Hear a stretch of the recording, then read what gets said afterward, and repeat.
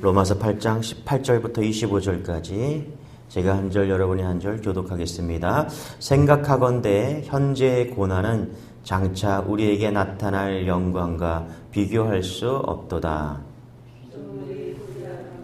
하나님의 아들들이 나타나는 것이니 피조물이 허무한데 굴복하는 것은 자기 뜻이 아니요 오직 굴복하게 하시는 이로 말미암음이라.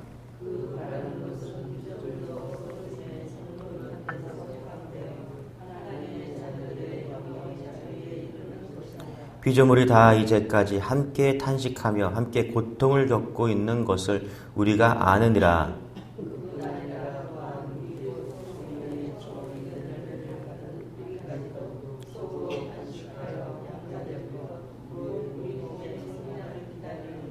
우리가 소망으로 구원을 얻었음에 보이는 소망이 아니니 보는 것을 누가 바라리요? 만일 우리가 보지 못하는 것을 바라면 참으로 기다릴지니라. 아멘.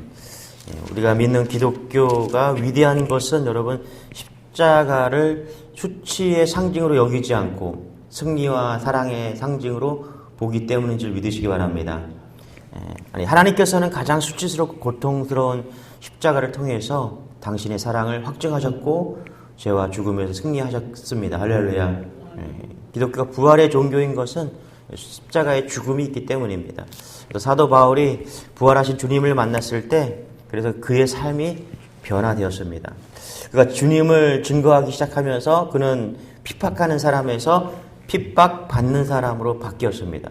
그래서 그의 삶은 더 생동감이 있었고 그의 삶에 놀라운 또 열정은 계속 이어나갈 수 있었던 것이죠. 그래서 부활을 경험하기 이전에 우리가 십자가에서 죽는 은혜가 있어야 된다. 오늘 그 얘기를 하고 있습니다. 우리 18절 같이 한번 읽어보겠습니다. 시작. 생각하건대 현재의 고난은 장차 우리에게 나타날 영광과 비교할 수 없도다. 여러분 오늘 말씀이 이해가 되면은 고난이 이해가 되는 거예요. 오늘 말씀이 이해가 되면 십자가가 정말 이해가 되는 것입니다. 여러분 사명자가 우리가 믿음 크리스찬이라고 할 때 우리가 사명을 감당할 수 있는 것은요. 우리가 크리스찬으로 살 수 있는 것은요. 지금 당하는 고난을 바라보는 것이 아니라 멀리 보기 때문인 줄 믿으시기 바랍니다. 할렐루야. 여러분 18절에 보니까 이렇게 되래요. 장차 우리에게 나타날 영광. 그렇죠? 장차 우리에게 나타날 영광. 장차 우리에게 나타날 영광이 있다라는 거예요. 지금 당하는 고통에 비교가 되지 않는 장차 우리에게 나타날 영광이 있는 줄 믿으시기 바랍니다. 할렐루야. 바울은 이것을 소망이다. 바울의 서신서를 보면 하나의 맥으로 흐르거든요. 이게 뭐냐면 소망이라는 거예요. 여러분 그래서 바울은 한 번도 그의 사역에서 고난이 떠난 적이 없습니다. 그가 소명을 받은 이후에 우리가 많이 흔히 말하는 시온의 대로가 활짝 열렸다. 인생이 바뀌었다. 인생이 폈다. 이런 거 하나도 없습니다. 그가 가는 곳마다 고난이 있었습니다. 가는 곳마다 막힘이 있었어요. 그가 불림을 받았지만 그의 사도성은 인정받지 못했어요. 그래서 가는 곳마다 배척을 받았죠. 그는 뜨거웠지만 환경은 차가웠습니다. 그는 열정에 사로잡힌 사람이었지만은 가는 곳마다 어려움이 있었습니다. 복음을 전할 때마다 믿고 변화되는 사람들이 있었지만은 또 그를 죽이려고 하는 사람도 있었습니다. 그래서 옥에 갇히고 매를 맞고 그렇죠? 그가 뜨거운 열정으로 복음을 전했지만 하나님은 계속해서 그에게 동시에 고난도 함께 했습니다. 여러분 그럼에도 바울은 실족하지 않고 계속 그의 사명을 감당했습니다. 왜 그렇습니까? 소망 가운데 있었습니다. 할렐루야. 소망 가운데 있었기 때문에요. 여러분 이 소망을 붙잡는 여러분 되시길 바랍니다. 그래서 로마서 5장 3절 보니까 이렇게 말해요. 다만 이뿐 아니라 우리가 환난 중에도 즐거워하나니 이는 환난은 인내는 연단을 소망을 이루는 줄 알미라. 아멘. 할렐루야. 바울은 소망에 확실히 붙잡힌 사람입니다. 18절입니다. 우리 같이 한번 다시 읽어볼게요. 시작. 생각하건대 현재의 고난은 장차 우리에게 나타날 영광과 비교할 수 없도다. 예수 믿을 때 우리가 고난을 받는다라고 하면은 여러분 두렵습니다. 예수 믿으면 고난을 받습니다. 고난을 좋아하는 사람이 없기 때문에 그래요. 하지만 여러분 성령 받으면 달라진 줄 믿으시기 바랍니다. 할렐루야. 우리가 성령 받으면 고난도 이길 수 있는 놀라운 은혜가 생깁니다. 여러분 고시생이나 입시생, 취업 준비생들 한번 생각해 보세요. 장기 훈련을 받는 사람들 한번 생각해 보세요. 국가대표가 합숙 훈련장에 가서 있는 친구들을 한번 생각해 보세요. 이번 주에 우리가 축구를 이제 차기 시작했는데 작년에 우리가 대회를 열었을 때 1등한 친구가 있어요. 그 중에 한 친구가 있는데 정말 축구를 잘하더라고요. 이 친구가 용인 쪽에서 지금 합숙 훈련을 하고 있는데 와서 그저 우리랑 한번 찾아 그랬더니 이번 주에 온다고, 자기가 이번 주에 합숙하고 있어서 갈 수가 없습니다. 다음 주에 가도 되냐요? 이렇게 물어보더라고요. 여러분 그 친구가 합숙하면서 기숙사에서 계속 운동하면서 그렇게 축구 열심히 하고 있어요. 중학생인데. 왜 그렇게 할까요? 예, 꿈이 있대요. 자기도 손흥민처럼 되고 싶대요. 국가대표가 되고 싶대요. 할렐루야. 여러분 장차 소망이 있는 사람들은요 절대로 고난을 두려워하지 않습니다. 맞습니까? 할렐루야. 자기 모든 것을 고난이 기쁨으로 여겨요. 아, 내가 이거 이겨야지. 내가 이거 감당해야지. 소망이 있기 때문에 그래요. 여러분 한번 모세를 한번 생각해 봅시다. 모세가 무엇을 거절했을까요? 왕이 될 만한 명예를 거절했습니다.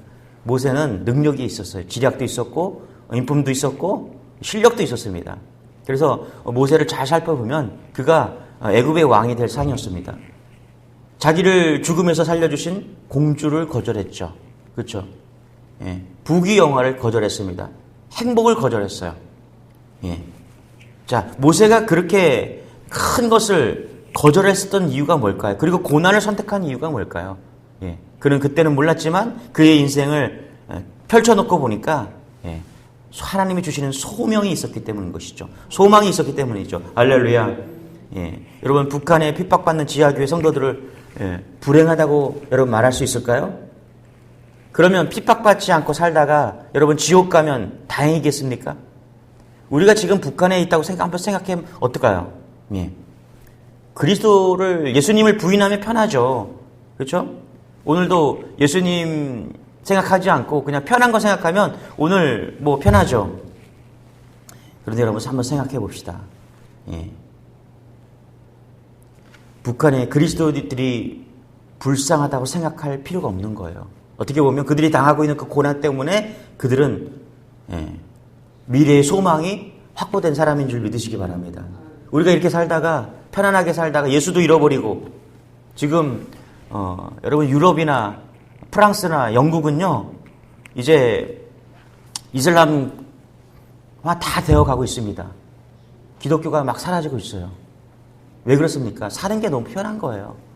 물질로 막 공략하니까 이슬람에서 물질로 막 공략하니까 다 넘어오고 있는 거예요.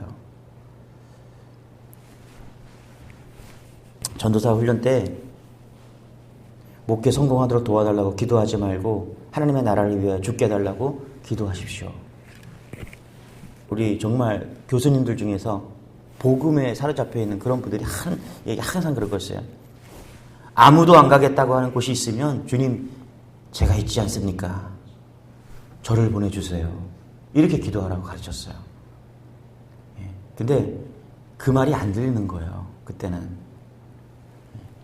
이제 막 목회를 하려고 하는 준비하고 있는 그 전도사들에게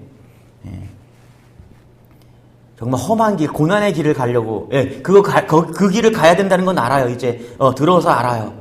그런데 쉽지 않은 거예요. 저는 결혼할 때 제 아내한테 프로포즈를 제대로 하질 못했어요. 왠지 아세요, 여러분? 제가 목회의 길을 가니까, 고난의 길을 가니까, 영광의 길을 가니까 확신이 없었던 거예요. 근데 제가 만약에 그때 이 길이 영광의 길이다. 그런 확신이 있었다면, 아니, 그때 믿음이 더 좋아져 갖고, 이 길은 정말 주님이 주시는 영광의 길이야. 라고 생각이 들었다면, 영광의 길을 같이 가자. 그렇게 멋있게 프로포즈를 했을 것 같아요. 그런데 여러분 잘 보세요. 주님은 다르십니다. 주님은 우리에게 어떻게 말씀하시냐면, 이 길은 영광의 길이라고 초청하고 있습니다. 할렐루야. 예수님께서 부자 청년에게 조금 더 망설임 없이 모든 재산을 가난한 자에게 다 나누어주고 주님을 따라오라고 말씀하십니다. 맞습니까? 할렐루야?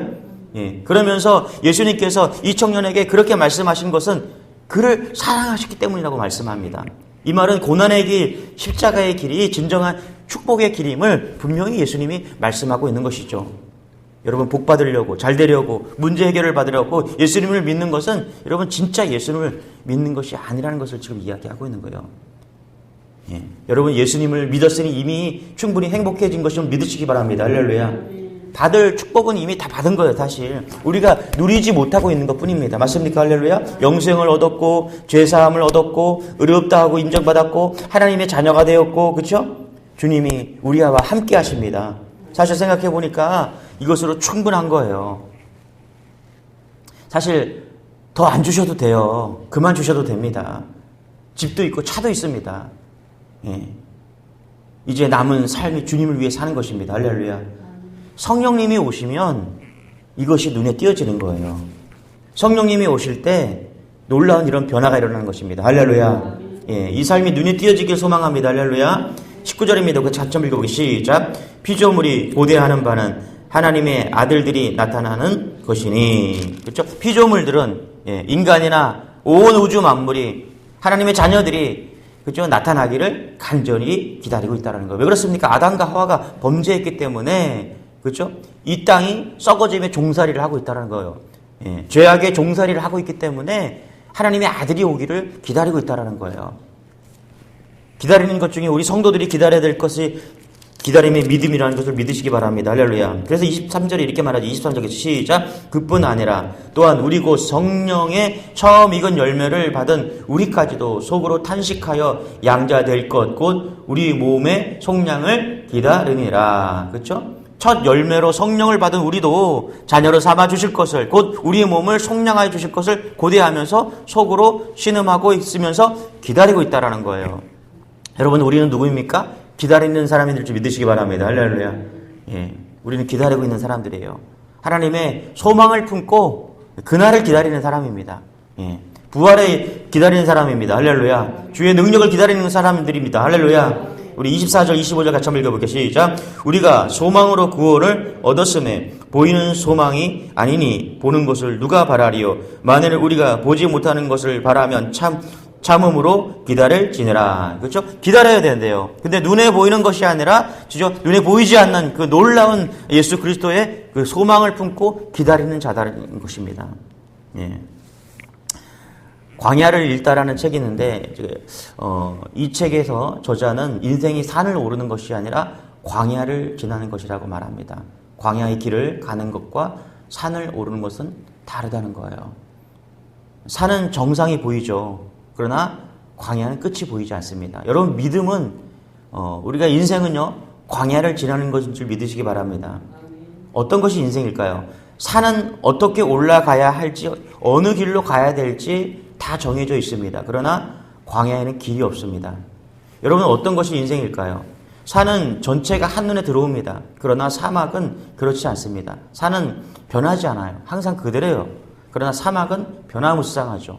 오늘 있던 모래 언덕이 내일이면 막 사라지고 없었던 산이 새로 막 생기는 게 광야입니다. 산에 오를 때는 혼자 가도 됩니다. 그러나 광야에 들어갈 때는 절대로 혼자 들어가서는 안 됩니다. 결혼하는 것은 산에 오르는 것이다. 그런데 결혼 생활은 사막을 통과하는 것입니다. 광야를 통과하는 것입니다. 맞습니까? 아이를 낳는 것은 산에 오르는 것입니다. 그러나 아이를 키우는 것은 광야를 통과하는 것입니다. 아이를 낳는 것도 어려운 일이지만 아이를 낳아서 기르는 게 더 힘든 것이죠. 직장에 들어가는 것은 산에 오르는 것입니다. 그러나 직장 생활을 하는 것은 광야를 통과하는 것입니다. 우리가 광야를 산에 오르는 것처럼 사니까 우리 삶이 힘든 거죠. 그래서 우리는 산만 올라가면 된다고 생각해요. 아니에요. 여러분 인생은 광야를 지나는 것입니다. 이 광야를 지날 때 어떻게 지내야 되냐면 날마다 예수님을 소망으로 삼아야 됩니다. 할렐루야. 우리가 그저 저 산 하나 올라가려고 애쓴다면 세상 사람들과 다를 것이 하나도 없습니다. 우리의 인생은 광야를 지나는 것인 줄 믿으시기 바랍니다. 할렐루야. 그 광야를 지나면서 예수님이 만나러 먹여주시고 할렐루야. 예, 폭풍 가운데서도 산소망 되셔서 우리를 건져주시는 것이죠. 맞습니까? 할렐루야. 예, 제가 목회를 시작할 때 큰 교회 목사가 되는 게 하나님의 축복이라고 생각했습니다. 진짜입니다. 그래서 큰 교회 목사가 되고 싶었어요. 예, 왜 그러냐면 저는 그때도 목회를 산으로 생각했기 때문에 그래요. 난 이 산만 넘으면 되겠다. 근데 그게 잘못된 생각인 줄 알았어요. 나중에. 큰 교회 담임 목사가 되기 위해서 목회하는 것은 여러분 목사가 빠지는 가장 큰 우상 숭배입니다. 여러분 목회는 광야를 지나는 것입니다. 우리 인생은 광야를 지나는 것입니다. 여러분 이것을 깨달아야 목사의 목표는 큰 교회 담임 목사가 아니라 진짜 목사가 되는 것임을 깨달아지는 것입니다. 그래서 큰 교회 목사가 되는 것이 아니라 내가 오늘로 주님과 함께하는 것으로 기뻐하고 감사하고 행복한 그런 하루가 된다는 것입니다. 환경에 휘둘리지 않는 거예요. 목회의 목적이 큰 교회 담임 목사라고 생각할 때 열심히 목회하면서도 마음이 막 메마르고 채워지지 않고 경쟁이 있고 교만이 있고 열등감의 연속이었는데 목회의 목적이 예수님만을 깨닫는 것이 되었을 때 행복해지고 감사가 있고 세상과 바꿀 수 없는 기쁨이 있는 것이죠. 할렐루야. 여러분 인생은 산을 오르는 것이 아닙니다. 성공을 위해서 오르는 것이 아닙니다. 하나님께서 가나안 땅으로 인도하실 것을 기다리면서 매일매일 순종하면서 광야를 가는 것입니다. 할렐루야. 여러분 살기가 너무 힘들고 또 좌절감이 있고 실패가 있고 열등감으로 어렵습니까? 그렇다면 이상하게 여기지 말고 내가 지금 광야를 지나고 있구나. 광야에서는 축복을 구하지 않고 은혜를 구해야 됩니다. 할렐루야. 은혜가 필요합니다. 우리에게 필요한 것은 황금이 아니라 생수를 달라고 기도해야 됩니다. 우리가 필요한 건 생수입니다. 할렐루야. 곡간을 채워달라고 기도하는 것이 아니라 일용할 양식을 구해야 되는 줄 믿으시기 바랍니다. 좋은 집이나 은금이 증식되지 않는다고 원망하지 불평하지 마십시오. 광야에서는 만나만 내려줘도 충분한 것입니다. 장막에 머무를 수 있는 것만으로 감사한 것입니다. 맞습니까? 할렐루야. 로뎀나무 그늘만 있어도 광야에서는 감사한 거예요. 광야에서는 하루하루 살아가는 것만으로도 감사한 것이죠. 축복의 장마비가 아니더라도 이슬 같은 은혜만 있어도 감사한 것이 광야인 것이죠. 그래서 여러분 우리는 산에 오르는 것이 아니라 인생은 광야라는 것을 믿는 여러분 되시길 바랍니다. 할렐루야. 이 광야에서 오늘도 광야죠. 이 광야에서 우리가 예수 그리스도만 바라보시기 바랍니다. 할렐루야. 주의 날의 영광을 바라보게 하소서. 주의 날의 영광을 바라보게 주의 영광을 바라보는 여러분 되시길 바랍니다. 기도하겠습니다. 하나님 감사합니다. 오늘도 우리에게 믿음을 주시니 감사합니다. 소망을 주시니 감사합니다. 산에 오르는 것이 아니라 광야를 지나게 하시니 감사합니다.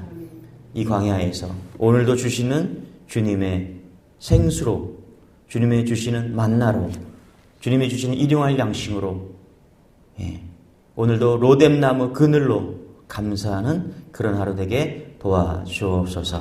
그것으로 감사하는 우리 되게 하여 주옵소서. 감사드리며 예수님의 이름으로 기도드리옵나이다. 아멘. 말씀 부여